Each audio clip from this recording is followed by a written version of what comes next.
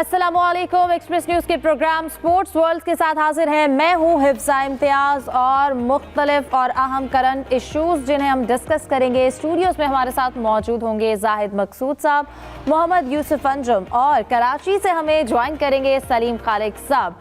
तो जो इतने अहम इश्यूज़ हैं उनमें सबसे पहला पाकिस्तान और वेस्ट इंडीज़ का मैच है, टेस्ट मैच जो कि कल से मुल्तान में खेला जाएगा। इसकी तैयारियों के हवाले से डिस्कशन स्टार्ट करते हैं और आहिस्ता आहिस्ता अपने दीगर टॉपिक्स की जाने भी बढ़ेंगे। सबसे पहले जाहिद साहब आपसे स्टार्ट करूंगी।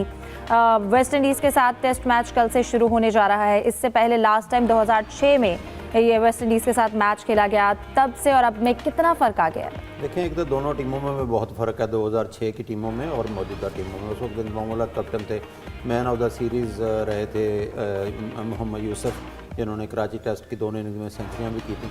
अब जो है अक्सर ज़ाहिर टीमें चेंज हो चुकी हैं। वर्ल्ड टेस्ट चैम्पियनशिप के आखिरी 2 टेस्ट हैं, यहाँ पे सीज़न मुकम्मल हो जाएगा वर्ल्ड टेस्ट चैम्पियनशिप का। इस वक्त रैंकिंग में दोनों टीमें बहुत पीछे हैं। 8वें नंबर पर पाकिस्तान है, 9वें नंबर पर वेस्ट इंडीज़ है। लेकिन दोनों ही टीमों के बारे में कहा जाता है कि वो किसी भी वक्त अपसेट कर सकती हैं, कोई भी नताइज दे सकती हैं। पाकिस्तानी टीम ने भी माजी में साबित किया और वेस्ट इंडीज़ की टीम ने तो एक ऑस्ट्रेलिया के साथ इसी साल मैच जीता, ऑस्ट्रेलिया में जीता था, लेकिन उसमें शुमार जोसेफ जो उनके फास्ट बॉलर हैं, उन्होंने दूसरी इनिंग्स में 7 विकेटें लीं। वो अब टीम के साथ नहीं है, आजकल फिटनेस मिसाइल का शिकार हैं। लेकिन उनके एक ओपनर आए हैं साथ, गोडा क्या नाम है उनका, जो उनके स्पिनर हैं वो बहुत अच्छे हैं। आमिर जंगू जिन्होंने डेब्यू पर सेंचुरी की थी वो भी बहुत अच्छे हैं। लेकिन ओवरऑल देखा जाए तो पाकिस्तानी टीम का पलड़ा काफ़ी भारी दिखाई देता है, क्योंकि स्पिन ट्रैक बनेगा। हमारी इतलात के मुताबिक ज़ाहिर है इन्होंने फिर साजिद खान, नोमान और इब्रार की शमूलियत की भी इतलात हैं कि तीनों स्पिनर्स के साथ पाकिस्तान जाएगा। एक फास्ट बॉलर होगा और ज़्यादातर नाम अभी तक तो मोहम्मद अली का लिया जा रहा है। हो सकता है खुर्रम शहजाद या मोहम्मद अली को चांस मिले। तो ओवरऑल देखा जाए तो पाकिस्तानी टीम का पलड़ा भारी दिखाई देता है और स्पिन ट्रैक पे यकीनी तौर पर पाकिस्तानी स्पिनर जो है काफ़ी बेहतर दिखाई देते हैं वेस्ट इंडीज़ की निस्बत।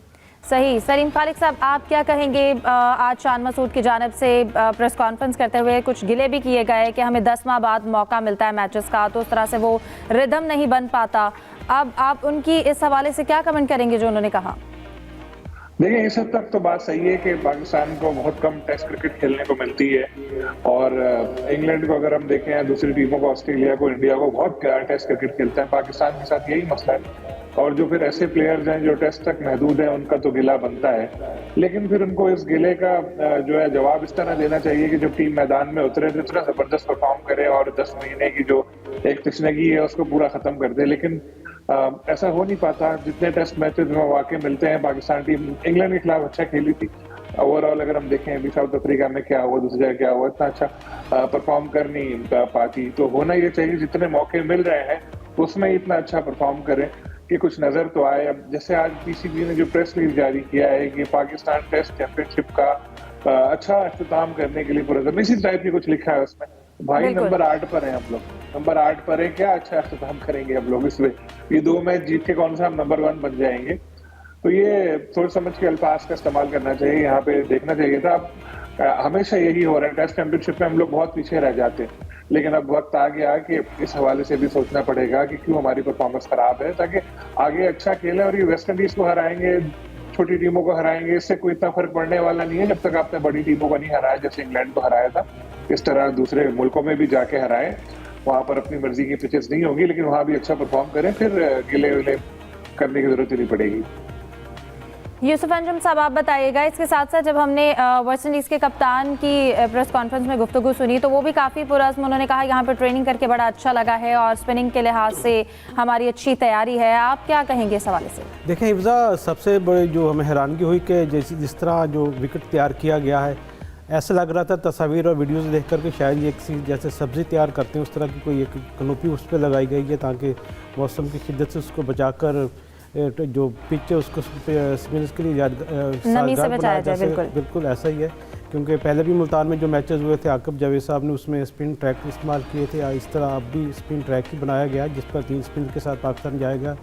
यकीनी तौर पर एक फास्ट बॉलर उसमें लिया जाएगा, वो खुरम शहजाद होंगे या मोहम्मद अली, इसका फैसला सुबह विकेट देख कर ही होगा। लेकिन मजमूई तौर पर ये पाकिस्तान को ये जो टेस्ट मैचेस है ये एक बैटिंग प्रैक्टिस के तौर पर लेना चाहिए, क्योंकि कप्तान बाबर आजम, कप्तान जो शान मसूद के साथ उनकी अच्छी फॉर्म होना बड़ा ज़रूरी है। उसके बाद बाबर आजम, मोहम्मद रिजवान, कामरान गुलाम ऐसे खिलाड़ी जिनको अपनी फॉर्म को बेहतर बनाने की ज़रूरत है, क्योंकि साल के पहला टेस्ट मैच होगा तो इसके लिए ज़रूरी होगा कि पाकिस्तान की टीम अच्छा परफॉर्म करे और बेहतरीन कम्बिनेशन के साथ आए। जहाँ तक बात है वेस्ट इंडीज़ कप्तान की, तो हमेशा वेस्ट इंडीज़ की टीम पाकिस्तान में आकर ज़रा फंसती है, गो के उनको फील्डिंग के हवाले से मसाइल का हमेशा सामना रहा है। लेकिन पाकिस्तान के पास क्योंकि जो बॉलिंग का शोबा खासा मजबूत है, जिसकी वजह से पाकिस्तान को मेरे ख्याल में इस पूरी सीरीज़ में सबकत हासिल रहेगी। लेकिन हेड कोच आंद्रे कोल ने एक दिलचस्प, हमारे लिए दिलचस्प बयान कहा जा सकता है। जब उनसे पूछा गया कि आपको विकेट कैसी दिखाई देती है, तो उन्होंने कहा अभी तक समझ नहीं आ रही ये पिच कैसी होगी, अलबत्ता लगता है शायद ये स्पिन बॉलर्स की हेल्प करेगी। बिल्कुल, और यही हमने पहले भी डिस्कस किया था कि वेस्ट इंडीज़ के अगेंस्ट जो है वो ज़रा स्पिन अटैक अच्छा होना चाहिए, वो थोड़ा सा नेचुरली स्पिनर्स को इतना अच्छा नहीं खेलते हैं। जाहिद साहब, इसके साथ साथ अगर हम आगे बढ़ें, वेस्ट इंडीज़ के साथ कल से मैच शुरू हो रहा है और फिर हम देखेंगे उसके नतीजे क्या हैं, लेकिन इंडिया चैंपियंस ट्रॉफी के लिए अब तक कप्तान का ऐलान नहीं कर सका और वो काफ़ी मुतमईन कहा जा सकता है कि जी कब तो हम बड़ा इजीली ले लेंगे और इस तरह से, और फिर जो बुमराह की जानिब से आज अपने ही मीडिया की खबरों को झुटलाया गया है, आप इस पर क्या कहेंगे?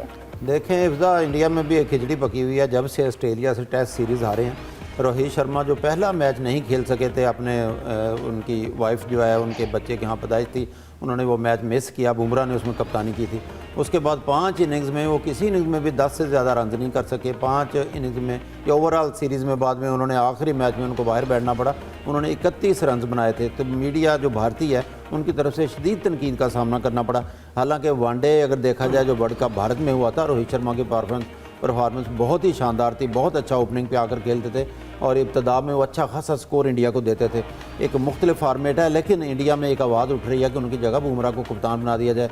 और बुमराह का जैसे आपने जिक्र किया कि उन्होंने आज ही ट्वीट किया है और अपने ही मीडिया को उन्होंने कहा कि मुझे तो हंसी आती है ये देख कर के, वो कहते हैं कि मैं फिट नहीं हो जाऊँगा या मुझे बेड रेस्ट इतना लंबा कह दिया गया कि शायद मैं चैंपियंस ट्रॉफी मिस कर दूँ। तो एक अजीब सी सूरत हाल है, वो मुतमिन दिखाई नहीं देते।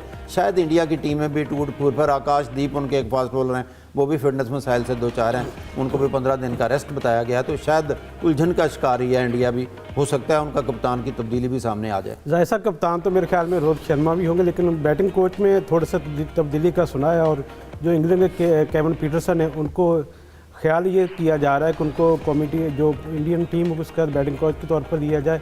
उनका मामन कोच भी एक तब्दील किया जा रहा है, क्योंकि जब टीम हारती है और फिर बैटिंग की तब्दीलियों में बड़ी खासी चीज़ें सामने आती हैं। गौतम गंभीर की जो अपनी जो उसकी जो पोजीशन है वो ख़तरे में है, तो कप्तान तो मेरे ख्याल में रोहित शर्मा ही रहेंगे। लेकिन कोचिंग जो मैनेजमेंट होगी उसमें खासी तब्दीलियाँ नज़र आ रही हैं। और ख़ासतौर पर जिस तरह की एक सोच ये है कि जिस तरह पाकिस्तानी बगैर मुल्क के कोचेस को लेते हैं, तो इंडियन टीम भी इस बार दोबारा तजर्बा करेगी, वो केविन पीटरसन के साथ चैंपियन ट्रॉफी में आ सकती है। सलीम साहब, आप क्या कहेंगे, ये क्या खिचड़ी पक रही है इंडिया में? देखिए, बैटिंग कोच तो आज उन्होंने अनाउंस किया है, सिटांशु कोटक, इनको बैटिंग कोच अनाउंस किया है इंडिया ने अपना। लेकिन जो इशूज की बात की, तो मैं आपको बताऊं कि मेरी कुछ इंडियन साथियों से बात हुई थी, जैसे मैंने पहले भी आपको बताया था, जो चैंपियंस ट्रॉफी के ग्राउंड्स के हवाले से जो बहस हुई थी उस दौरान ही, तो उन्होंने बताया था कि इनके मुख्तलिफ जो क्रिकेटर्स हैं उन्होंने PR एजेंसीज हायर की हुई हैं अपनी इमेज बिल्डिंग के लिए और दूसरे की इमेज गिराने के लिए।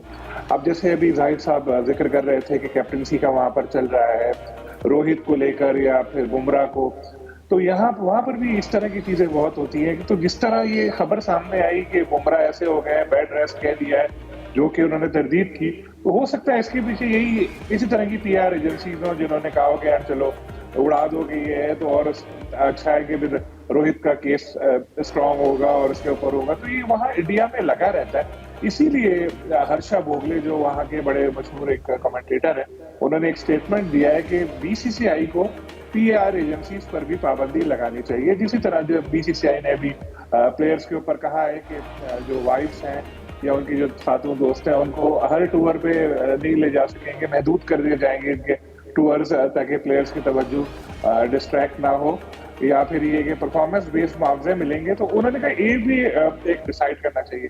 लेकिन ये फैमिलीज वाला जो इशू है ना, बड़ा इंटरेस्टिंग है। मैं आपको थोड़ा सा बताऊं, पाकिस्तानी क्रिकेटर्स जो हैं उनके साथ भी ये लगा रहता है कि फैमिली जिद करती है हमें लेके जाओ, और वर्ल्ड कप के में भी ऐसा हुआ, अमेरिका में वैसे भी हुआ। तो इससे डिस्ट्रैक्ट होते हैं, क्योंकि जैसे कोई ऑस्ट्रेलिया चले गए, इंग्लैंड में तो खैर मिल जाता है, मसला नहीं होता, अमेरिका चले गए, वहां जाके फिर कहते हैं कि हमें बिरयानी खानी है, हमें ये करना है, मुन्ना कह रहा है कि हमें आइसक्रीम खानी है। अब वो क्रिकेटर प्रैक्टिस करके आता है, सुबह उसको मैच खेलना है, उसके बाद वो इन फिक्रों में लग जाता है, लेकिन फिर वो बाबियों का प्रेशर भी बहुत होता है कि जी हमें सैरें भी करनी है। बहुत से क्रिकेटर तो इसमें से रिटायर भी बहुत देर से हुए, तो जब वो रिटायर हुए उनसे ज्यादा उनकी बेगमात रो रही।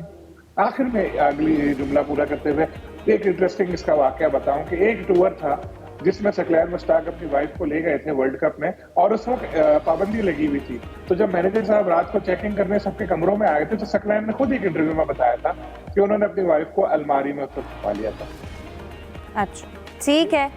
उनकी बीवीज को महदूद नहीं किया गया, बल्कि अक्सर आपने देखा होगा इंडियन टीम के साथ उनके जो हेयर स्टाइलिस्ट हैं वो भी ट्रैवल करते हैं, सिक्योरिटी गार्ड भी बाज़ खिलाड़ियों के साथ होते हैं, और बाज़ खिलाड़ी जो अपने कुक भी साथ लेके जाते हैं। तो बीसीसीआई ने अब उनको सबको महदूद कर दिया कि अब आपकी छुट्टी हो गई। बिल्कुल, और करना भी चाहिए। अब 3 खिलाड़ी ऐसे हैं जो कि अगली चैंपियंस ट्रॉफी में नहीं होंगे, वो कौन है, ये सवाल से बात करेंगे एक ब्रेक के बाद। आप हमारे साथ रहिए।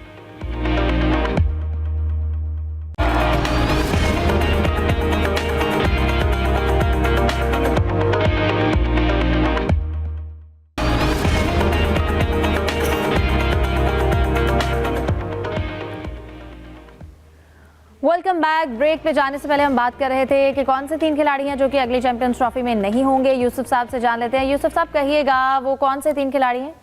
हिफ्जा, 3 पाकिस्तानी खिलाड़ी हैं जो 2029 में होने वाली चैंपियन ट्रॉफी में नहीं होंगे, और उनमें हैं मोहम्मद रिजवान, हारिस रऊफ और फ़खर जमान। मोहम्मद रिजवान की उम्र इस वक्त 32 साल है, क्योंकि वो विकेट कीपिंग भी करते हैं, बैटिंग भी करते हैं, तो उनके लिए 2029 की चैंपियन ट्रॉफी तक मुकम्मल फिट रहना मेरे ख्याल में मुमकिन नहीं होगा। इसके साथ साथ फ़खर जमान अब 34 साल के हो गए हैं, और 5 साल बाद वो मेरे ख्याल में इस काबिल नहीं होंगे कि कौमी स्क्वाड का हिस्सा बन सके। जबकि हारिस रऊफ की उम्र 32 साल हो चुकी है, वो चूँकि फास्ट बॉलर है, और 30 साल के बाद अक्सर जो फास्ट बॉलर है उनका जो करियर होता है उस पर सवालिया निशान लग जाता है। तो मेरे ख्याल में 2029 को जो चैंपियन ट्रॉफी होगी उसमें ये तीनों खिलाड़ी पाकिस्तान की नुमाइंदगी नहीं करेंगे। दूसरी आपको थोड़ी सी अपडेट देता जाऊँ कि आईसीसी चैंपियन ट्रॉफी की जो ओपनिंग सेरेमनी होगी उसके हवाले से अभी तक जो आईसीसी की जानिब से बाकायदा कोई किसी भी तारीख और वेन्यू का ऐलान नहीं किया गया। पाकिस्तान क्रिकेट बोर्ड ने 3 दिन पहले आईसीसी को खत लिखा था कि कप्तानों की मुशावरत, जो कप्तानों की फ़ोटो सेशन होगी उस हवाले से, और जो ओपनिंग सेरेमनी होगी उसके हवाले से हमें बताया जाए कि कौन सा कप्तान किस तारीख को यहाँ पाकिस्तान में पहुँचेगा, जिसमें भारतीय कप्तान रोहित शर्मा का नाम भी उसमें जिक्र किया गया है। जबकि जो ओपनिंग सेरेमनी होगी वो लाहौर में होगी या कराची में होगी। आईसीसी चाहता है कि जो ओपनिंग सेरेमनी हो वो लाहौर के हजूरी बाग में हो, जबकि जो पीसीबी की हुकाम की ख्वाहिश वो ये चाहते हैं क्योंकि पहला मैच चूँकि कराची में है तो वहाँ पर ही ओपनिंग सेरेमनी रखी जाए। तो इस हवाले से अभी तक आईसीसी की जानिब से पाकिस्तान क्रिकेट बोर्ड को बाकायदा तौर पर कोई जवाब नहीं आया। बिल्कुल, अब इसी हवाले से बात कर लेते हैं। सलीम साहब, आप अगर सुन पा रहे हैं तो कहिएगा, आपकी मुलाकात भी हुई है सीईओ साहब से, तो वीज़ा पॉलिसी के हवाले से टिकट किसको मिल रहा है, क्या अपडेट मिली है? देखें, टिकट यूसुफ साहब को तो मिलेगा और उससे आपको भी मिल जाएगा। अब हम यूसुफ साहब ने जो आखिरी बात की है उसमें मैं एक ऐड करना चाहता हूँ कि अभी एक इंडियन अखबार है, उसका नाम है the telegraph India. Telegraph India में एक स्टोरी आई है आज जिसमें लिखा है इंडियन क्रिकेट बोर्ड के सेक्रेटरी जो साइकिया है, आधा नाम उनका याद रहता है मुझे क्योंकि शायद साइकिया है वो है, उनकी जो बात है उसमें उन्होंने ये बोला कि हमें तो पता ही नहीं है ऐसी कौन सी तकरीब हो रही है, और रोहित के जाने की तो दूर की बात है, हमें तो ये पता ही नहीं है। इट्स मीन कि हम लोग तो बड़े बड़े ख्याल करके बैठेंगे, रोहित शर्मा को हार पहनाएंगे, लाहौर में उसको नली निहारी खिलाएंगे, कराची में आए तो बिरयानी खिलाएंगे, ऐसा कुछ भी नहीं है। वो तो बिल्कुल भी इरादा ही नहीं उनका भेजने का। तो ये जैसे यूसुफ साहब अभी कह रहे हैं कि आईसीसी को लेटर लिखा है, जवाब नहीं आया, जवाब आ भी गया तो वो शायद वो यही बोलेंगे कि जो टीमें आपके पास हैं उनके साथ कर लो तकरीब, छोटी मोटी अगर करनी हो तो, क्योंकि अगर दुबई की बात की तो पाकिस्तान मानेगा नहीं। लेकिन जो मुझे लग रहा है जो इंडियन क्रिकेट बोर्ड के सेक्रेटरी की भी बातचीत है वो नहीं भेजते अपने कैप्टन को यहाँ पे। और दूसरी बात, आपने जो यूएई वाली वीजे वाली बात की थी, जी सुभान अहमद जो सीईओ हैं एमिरेट्स क्रिकेट बोर्ड, उन्होंने कहा था कि पीसीबी ने कहा है कि वीजों के हवाले से बात की जाए एमिरेट्स जो गवर्नमेंट है यूएई की, तो उन्होंने बातचीत एमिरेट्स क्रिकेट बोर्ड कर रहा है ऑफिशियली, तो शायद कुछ ऐसा अच्छा हो जाए कि शायद जो टिकट होल्डर्स हैं उनके लिए कुछ के उनको वीजा मिल जाए। लेकिन वर्ल्ड कप या आईसीसी का कोई भी इवेंट हो, उसका टिकट हासिल करना ना एक लॉटरी की तरह होता है। जैसे अमेरिका में वर्ल्ड कप हुआ था, किसी को मिल ही नहीं रहा था टिकट, बाद में वही टिकट हमारे 20-20 लाख रुपए में फरोख्त हुए। तो वो बेचारे जिनको टिकट मिलेंगे बहुत मुख्तसर महदूद तादाद में होंगे, लेकिन वो ही प्रिविलेज लोग होंगे जो फिर कॉन्सर्ट देखने के लिए भी चले जाते हैं, उनके लिए तो कोई मसला ही नहीं है वीजे का भी। बिल्कुल। अच्छा जाहिद साहब, मैं आपकी जानिब आऊँगी। एक ट्रेंड वैसे बनना तो नहीं चाहिए, लेकिन ये एक ट्रेंड बनता जा रहा है। आजकल इशू है, खिलाड़ी जो हैं वो पहले एक बयान दे देते हैं, तनकीद करते हैं, उसके बाद गलती हो गई बयान वापस ले लेना। आप जानते हैं एहसानुल्लाह की अगर बात की जाए, तो आप इस पर क्या कहेंगे जिस तरह से उन्होंने ये ट्रेंड सेट करने की कोशिश कर रहे हैं? देखें हिफ्ज़ा, पहले तो ये कहना चाहूँगा कि एहसानुल्लाह जो है उन्होंने बड़ी स्पीड से गेंदें की थी, आपको याद होगा 145 प्लस के हिसाब से की उन्होंने मुल्तान सुल्तान की तरफ से खेलते हुए। फिर वो न्यूजीलैंड के ख़िलाफ़ टीम में भी शामिल हो गए, वहाँ भी वो खेले। उनके केस को सही ट्रीट किया नहीं गया, और शायद ये इल्ज़ाम बाद में डॉक्टर सुहेल सलीम पे भी लगा था कि उनकी जो इंजरी थी बाजू की, उनका ऑपरेशन हुआ यहाँ पे लाहौर के एक हॉस्पिटल में, तो उसको सही ट्रीट नहीं किया गया। जब मोहसिन नकवी साहब आए तो उन्होंने बयान दिया कि एहसानुल्लाह के साथ इंसाफ नहीं हुआ, हम इसकी केयर करेंगे। वहाँ तक तो ज़्यादती हुई एहसानुल्लाह के साथ, लेकिन इसके बाद एहसानुल्लाह को इतना शौक़ हो गया सोशल मीडिया का, उन्होंने फेसबुक का, यूट्यूब का, ट्विटर के अपने अलग अलग मैनेजर मुकर्रर कर दिया और अपनी एक एक चीज़ उसमें डालने लगे। उनके करीबी दोस्तों ने उनको समझाया था कि सोशल मीडिया के बजाय अपनी फ़िटनेस पे तवज्जो दें अब, और अपनी ख्वाहिशात थोड़ी सी काबू में रखें। जब न्यूजीलैंड का कैंप लगा था जनवरी में मुक्तसर यहाँ पे, और उसके दौरान भी कैंप कमांडेंट को बार बार जाकर वो कहते थे मैं 150 प्लस की गेंद करूँगा, शुएब अख्तर का रिकॉर्ड तोड़ूंगा। वो भी उन्हें समझाते थे कि आप फिटनेस पे तवज्जो दें, फिर ऐसा ऐसा रिकॉर्ड भी टूट जाएंगे। तो वो नाराज़ भी हो जाते थे, बहुत जज्बाती हैं। PSL में शायद उनको तवक्को थी कि कोई ना कोई टीम उनको ले लेगी। मेरी ज़ाती राय में किसी ना किसी टीम को उनकी इज़्ज़त अफजाई के लिए या फ्यूचर बचाने के लिए उनको सप्लीमेंट्री में कहीं ले लेना चाहिए था, लेकिन नहीं लिया गया। जब सोशल मीडिया पर हद से ज़्यादा अब बयानबाजी हुई है तो अली तरीन ने उनको फ़ोन किया, जो मुल्तान सुल्तान के मालिक हैं, उन्होंने कायद-ए-आज़म ट्रॉफी ग्रेड 2 में डिपार्टमेंट की तरफ से खेलने की ऑफ़र भी किया, उनकी देखभाल की भी ऑफ़र की है। लेकिन सोशल मीडिया में चंद प्लेयरों को या बहुत से प्लेयर्स को बिगाड़ भी पैदा हुआ है। जैसे उस्मान कादिर की वाइफ भी आप वीलॉग कर रही हैं, अहमद शहजाद भी ज़ाहिर चूरन बेचने के लिए बहुत से इल्ज़ाम लगा रहे हैं। तो सोशल मीडिया का जहाँ फ़ायदा है, इन्फॉर्मेशन भी मिलती है, वहाँ पे नुकसान भी प्लेयर्स को पहुँच रहा है। सलीम साहब, आप क्या कहेंगे इस ट्रेंड को फॉलो करना है कि अगर जगह नहीं मिली है तो यूट्यूब पे या इस तरह सोशल प्लेटफॉर्म पे जाकर रोने से बेहतर है कि अपनी क्रिकेट पर काम किया जाए? देखिए, जिसने उरूज देखा होता है ना, उसके ऊपर जब जवाल आता है तो बेचारा बहुत ज्यादा दबाव में आता है और उसको कोशिश ये कर रहा होता है कि किसी तरह वही फेम, वही चीजें वापस मिल जाए। एहसानुल्लाह को मैं जाती तौर पर नहीं जानता, लेकिन जो चीजें मैंने ऑब्जर्व की वो यही है कि वो बेचारा जो खोया हुआ मकाम था वही हासिल करने के लिए उसने सोशल मीडिया का सहारा लिया होगा। कुछ लोग गलत तरफ निकल जाते हैं, कुछ लोग सही तरफ आते हैं। अहमद शहजाद ने भी जब उन्होंने सारी कश्तियां जल गई तो उन्होंने फिर सोशल मीडिया पे बहुत ज्यादा आए और अपना और कैरियर खराब किया। लेकिन एहसानुल्लाह के साथ गलत हुआ, जैसे साहिद भाई ने बताया कि उनकी इंजरी के बाद उनका इलाज गलत हुआ। उसके बाद देखें, हॉर्स रेस में ऐसा होता है कि घोड़ा बुढ़ा हो जाए या घोड़ा जख्मी हो जाए तो उसको साइड में कर दो। ये क्रिकेट है, यहाँ पर आपको प्लेयर्स का ख्याल रखना पड़ता है। मुल्तान सुल्तान के लिए उन्होंने बहुत अच्छा परफॉर्म किया, बड़ा नाम कमा के दिया मुल्तान सुल्तान को, लेकिन जब उनके ऊपर बुरा वक्त आया मुल्तान सुल्तान ने उनको तन्हा छोड़ दिया।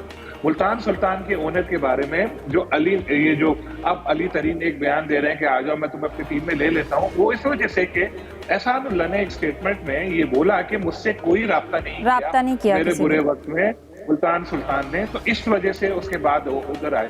देखिए, मैं आपको मिसाल दूं, इस्लामाबाद यूनाइटेड में रोमान रईस होते थे, इंजर्ड थे, उनको कभी बॉलिंग कोच बना दिया, कभी साथ रखा। सरफराज अभी नहीं है तो सरफराज को कोच की ऑफर उन्होंने कर दी। तो बिल्कुल इस तरह हेल्प करनी चाहिए। सलीम साहब, वक्त की कमी का सामना है, मैं जाते जाते यूसुफ साहब आपसे बस कमेंट लेना चाहूंगी। मुझे लगता है मोहसिन नकवी के बाद जो आजकल ज्यादा दौरे हो रहे हैं ना, वो यूसुफ साहब कजाफी स्टेडियम के कर रहे हैं। आज भी सुना पूरा चक्कर लगा कर आए हैं, तो क्या देखा आपने?